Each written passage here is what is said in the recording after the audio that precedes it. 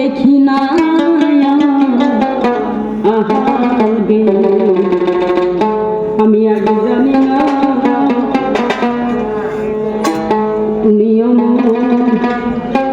মন করে ছেড়ে যাইবারে বান্ধ আহারে আমি আগে জানি না।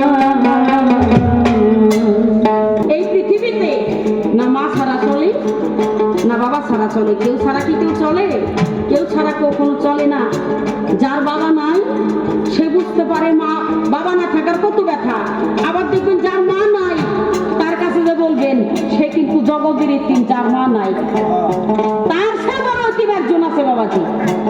বাদাই না যে কইছে না ওই মা মরিয়া গেল পাড়ার লোকে কয় আমি তোর মা, আমরা হাইসা উইরা দিই তাই না? বাবা মরিয়া গেল সবাই কয় আমি তোর বাবা। এখন ঘরের বউ মরিয়া গেল কেউ তো কয় না আমি তোর বউ। জোড়ার পাখি যার হারাইছে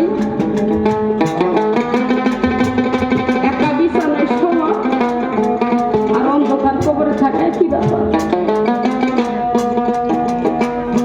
এই বয়সে মা বাবা মরে গেলে কখনো মানুষ ইতিম হয় না। সর্বপ্রথম ইতিম তিনি যার জোড়ার পাখি হয়েছে। এই জিনিসটা এমন পবিত্রতা জিনিস, এমন দামি জিনিস, এমন মূল্যবান জিনিস। সারা জগৎ ঘুরবেন টাকা পয়সা ধন সম্পত্তি দিয়াও ওই মানুষটারে কখন আর খুঁজে পাওয়া যায়। মা বাবার ব্যথা যার বাবা নাই নিজের পুরুষে জাতি জন্ম ছেলেরে দিয়া বাবা বাবা কইয়া তাও কিছু দুঃখ দূর করা যায়। নিজের মা নাই মেয়ে থাকলে তাও মা মা কইয়া কিছু দুঃখ দূর করা যায়। বাবারে নিদান কালে যার জোড়ার পাখি গেছে এমনও সময় আছে তার কাছে কেউ ঘুরে আর তাকায় না। মানুষ এই জন্য বলে যে মা বাবা হারানোর পরও আর একজন স্ত্রী আছে যার জোড়ার পাখি গেছে।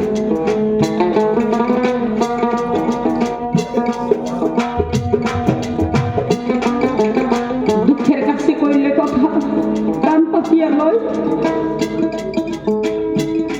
সুখের কাছে কইলে কথা হাসি উড়াইয়া দেয়। এই পৃথিবীতে আমার আল্লাহ এমন কোন মানুষ নাই যে তারে একদিকে না একদিকে অভাব রাখে নাই। একজন মানুষকে চতুর্দিকে অভাবে করে রাখে। কারো মা বাবা নাই, কারো জোড়ার ভাই নাই, কারো দয়াল গুরু নাই। তাই বিজয় সরকার নিজের বিবি মারা যাওয়ার পরে কিছুদিন পরে একটা গান লিখেছিলেন। আমি সে একটা গানের মাধ্যমে আমার আসলটা শেষ করবো, ভুল হলে ক্ষমা করবেন।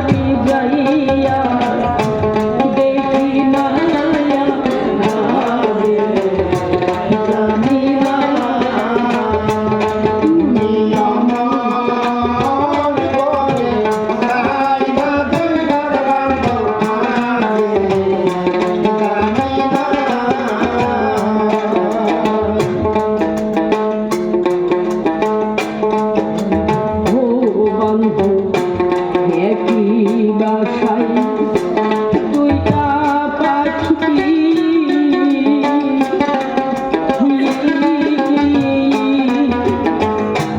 কতই যে আনন্দে থাকি গো